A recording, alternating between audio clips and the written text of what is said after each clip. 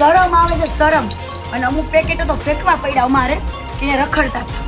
મને શરમ આવે છે કેમ કે મારા ઘણા એવા ગુરુ ભાઈઓ પણ અહીંયા હતા એટલે ફેંકવા. ટ્રસ્ટની સહમતિથી અને બાપુના અધિકારથી એ આશ્રમમાં હરેક વ્યક્તિ આવી શકે છે અને જઈ શકે છે.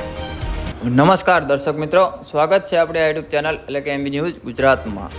ચાલો મિત્રો, આજે આપણે વાત કરીશું. તમે લોકોને ખ્યાલ જ હશે કે ઋષિ ભારતી બાપુનો વિવાદ દિવસે ને દિવસે વધી રહ્યો છે. ત્યારે મિત્રો કીર્તિ પટેલ દ્વારા ઋષિ ભારતી બાપુનો વિરોધ જોરશોરથી કરવામાં આવી રહ્યો છે અને સનાતન ધર્મને ઉપર આવા સાધુઓનો ખતરો છે તેવા પણ આરોપ કરવામાં આવ્યા.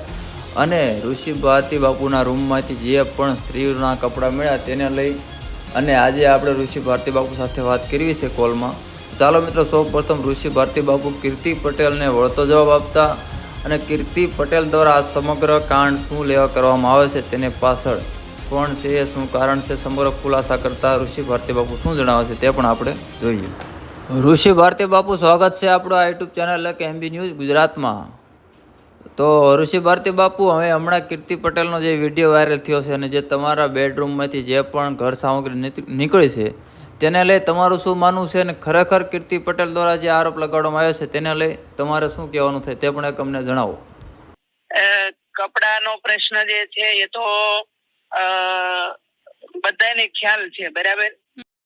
પણ બાપુ, મહિલાના કપડા કઈ રીતે આવે?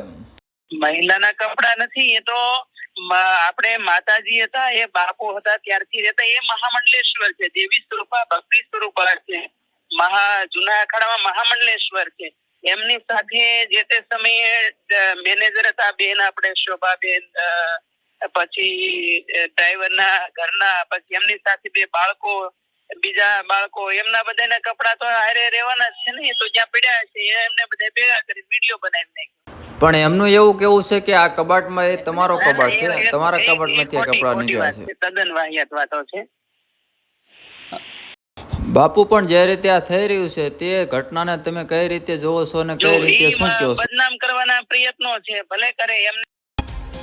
તો મિત્રો, આ હતા ઋષિ ભારતી બાપુ. તો ખરેખર મિત્રો, ઋષિ ભારતી બાપુ દ્વારા કીર્તિ પટેલના આરોપને આ પાયા વિહોણા ગણાયા અને આ એક મને બદનામ કરવાનું કાવતરું છે અને એવા પણ આરોપ ઋષિ ભારતી બાપુ દ્વારા કરવામાં આવ્યા. તો ખેર મિત્રો, આજના વિડીયોમાં એટલું. ફરી મળશે નવા સાથે, નવા અહેવાલ સાથે. પરંતુ ઋષિ ભારતી બાપુ ઉપર જે ગંભીર આરોપ લગાવવામાં આવ્યા છે તેમાં તથ્ય શું છે, સાચું શું છે અને ખોટું શું છે તેના વિશે તમારે શું કહેવું છે તે પણ એક કોમેન્ટ કરીને જણાવજો. જય હિન્દ, વંદે માતરમ.